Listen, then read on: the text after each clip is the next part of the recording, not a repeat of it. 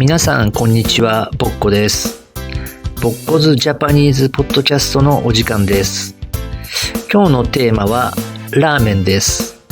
皆さんよく聞いて日本語のヒアリング力をアップしてください。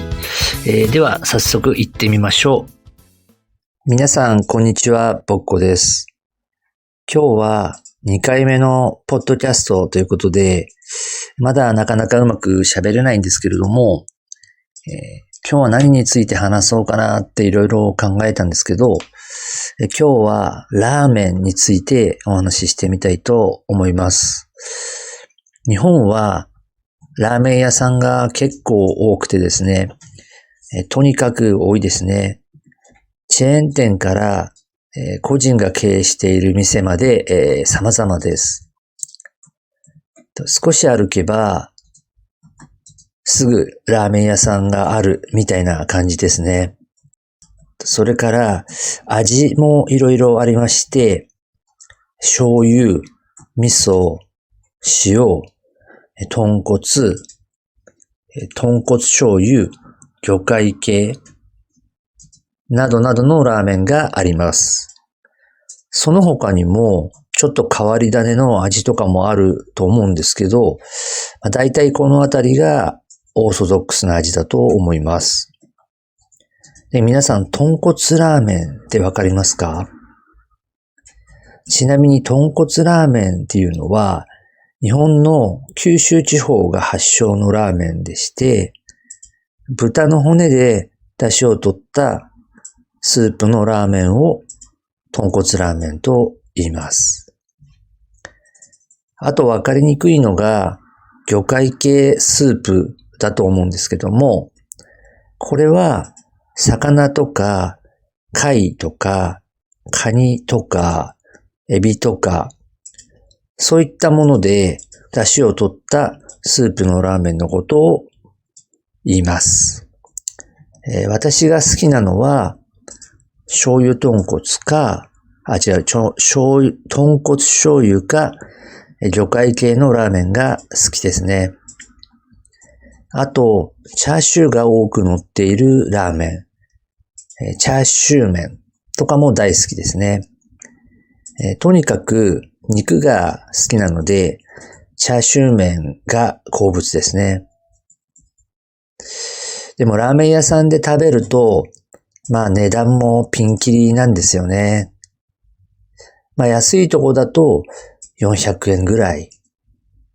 高いところになると1000円くらいですかね。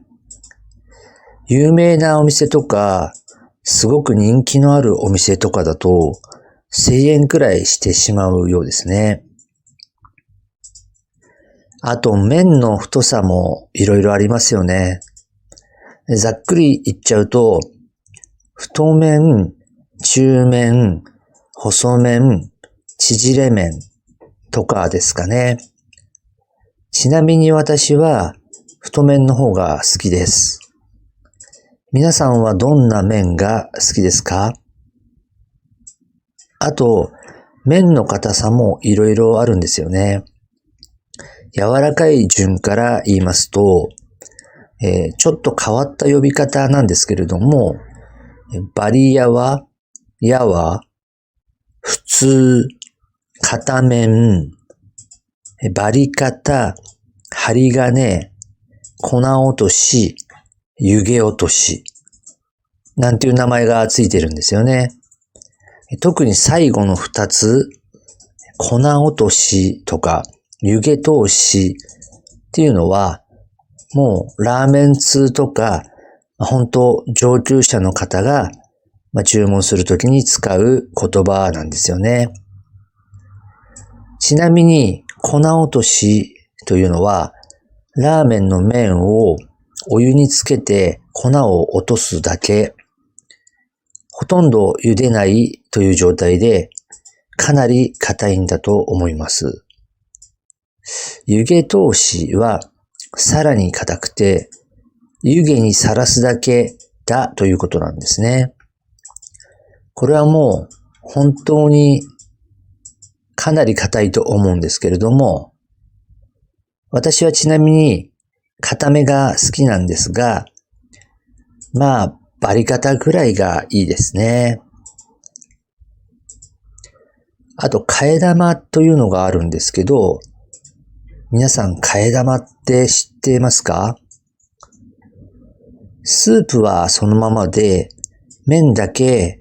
おかわりができるというシステムなんですけど、麺だけですとかなり安くて、50円とか100円で麺だけをおかわりできるんですね。これは結構安くてグッドだと思います。でも実は最近あまりお店では食べてないんですよね。はい。カップラーメンにハマっていた時期が結構ありまして、お昼ご飯とか結構毎日カップラーメンとか食べてたりしたんですけど、日本のインスタントラーメンは結構世界に輸出されていると思うんですけども、日本にはカップラーメンの種類がとてもたくさんあります。スーパーマーケットに買い物に行くと、ずらっとカップラーメンが並んでまして、それだけで日本でも人気なんですね。で、おそらくなんですけれども、カップラーメンは数百種類はあると思いますね。はい。で、カップラーメンにハマっていった時期がありました。その後が、インスタントラーメン、袋麺っていうやつですね。今もそうなんですけど、袋麺にハマっていますね。こちらも、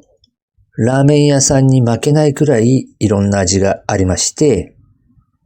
カップラーメンよりも値段も安いですしね。ちなみに、だいたい5個まとめて売ってたりするんですけど、5個で400円とか500円なんで、1個100円ぐらいですね。日本の値段だと、カップラーメンが1個150円とか250円とかするので、まあ、だいぶ安いですよね。まあでも、カップラーメンより手間がかかってしまうんですけど、カップラーメンはご存知の通り、お湯を入れて、3分とか5分とか待って、もうすぐ食べられますけど、袋麺は鍋で沸かして、その中に麺を入れて、柔らかくなるまで茹でて、それからスープの素を入れて、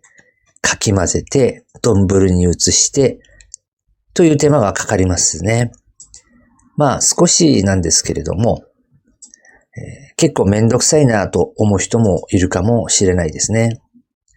私は大丈夫なんですけど、で、私の場合はだいたい生卵と海苔を乗せて食べるのが大好きですね。で、週に2、3回は食べますね。はい。で、袋麺の方もカップラーメンと同じぐらい種類が豊富ですね。で、昔よりかなり袋麺の会社も研究してまして、だいぶ味が美味しくなっていますよね。先ほども言ったんですけれども、袋麺はかなり研究されてまして、味もなんですけども、カロリーが低いのが結構出てましてね。私もちょっとカロリー気にしてたりしまして、いつも300キロカロリーくらいのものを食べていますね。日本そばを食べても300キロカロリーぐらいなので、それと変わらないぐらいなんですね。はい。で、私が思うには、日本ではなんですけど、カップラーメンも袋麺もですけど、食べるのは男性の方が圧倒的に多いです。実際に多いと思うんですね。で、なんでかなってちょっと考えてみたんですけども、理由が3つぐらい私なりに浮かんだんですね。一つ目が、手軽に食べられるから。男性とかって調理とかめんどくさいじゃないですか。なので、インスタントラーメンとかを好むんだと思うんですね。で、二つ目が味が濃いめだから。結構さっぱりしたラーメンももちろんあるんですけども、結構こってりした味のラーメンとかもありまして、やっぱり男性ってこってりしてるの好きなんですよね。ということでもう一個がですね、三つ目は、男性は女性ほどカロリーを気にしないからというのがあるかなって気がしてるんですけど、ラーメンってカロリーあるんですけど、やっぱり500キロカロリーとか結構カロリー高いものが多かったりするので、女性より男性の方が多く食べるのかなと思いました。はい。ここで豆知識になるんですけども、ちなみに世界で初めてインスタントラーメンを考え出したのが日本人でして、1958年に日清食品の創業者の安藤桃福さんという方がいるんですけれども、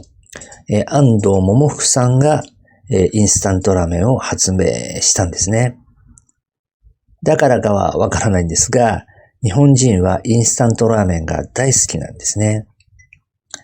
で、インスタントラーメンって結構便利でして、アレンジのレシピとかたくさん載っているんですね。その中で美味しそうだなと思ったのは何個かありまして、簡単なんですけれどもご紹介してみますと、まず冷やし中華にアレンジするというのがありまして、皆さん冷やし中華ってご存知ですかね。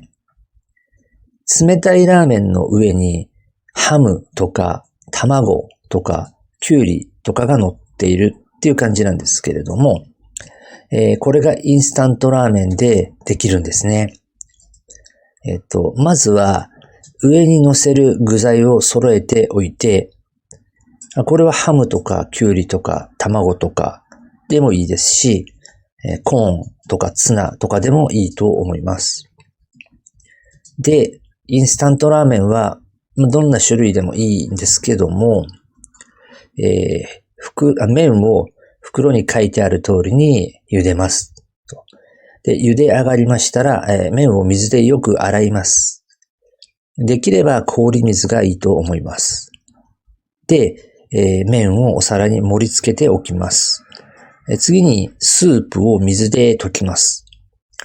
そのスープを麺の上からかけまして、準備しておいた具をトッピングして完成です。スープにごまとか生姜とか酢とかを好みで混ぜると美味しいと思います。あと、インスタントラーメンを焼きそば風にアレンジというのがあります。これはとても簡単で、麺を袋に書いてある通りに茹でます。そこにスープの素をかけて混ぜます。で、完成です。焼いていないので、焼きそばではないんですけども、手軽に違う味を楽しめたりするので、よかったらやってみてください。まだまだご紹介しきれないんですけれども、また機会がありましたらご紹介してみたいと思います。ところで日本にインスタントラーメンの会社がどれくらいあるのかと調べてみましたら、10社と少しぐらいあるようです。各社いろんなラーメンの味を出していますし、